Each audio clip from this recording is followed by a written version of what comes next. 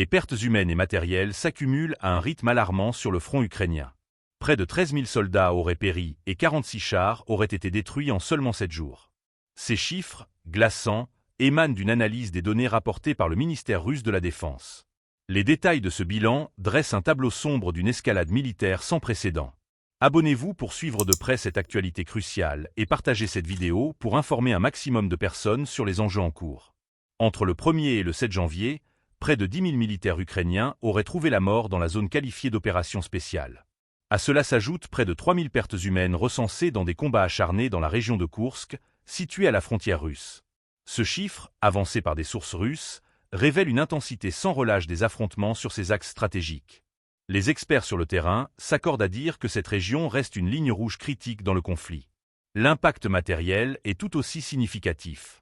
17 chars ukrainiens auraient été détruits dans la zone de la région militaire nord, dont 5 léopards, ces blindés de conception allemande souvent perçus comme un atout majeur de l'armée ukrainienne.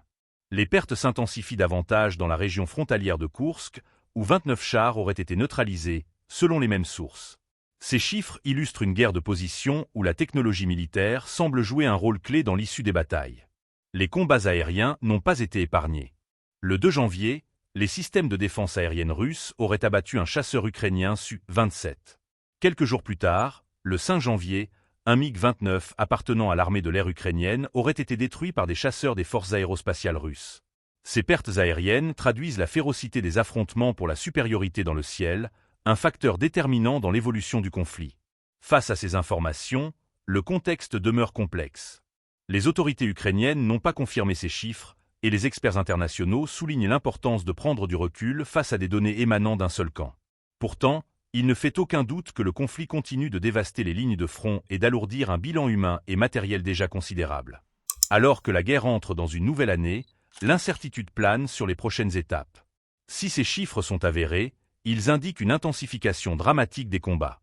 Cela pose une question cruciale. Jusqu'où cette spirale de destruction peut-elle encore aller ? Les implications géopolitiques de ces pertes colossales, tant pour l'Ukraine que pour la Russie, méritent une analyse approfondie.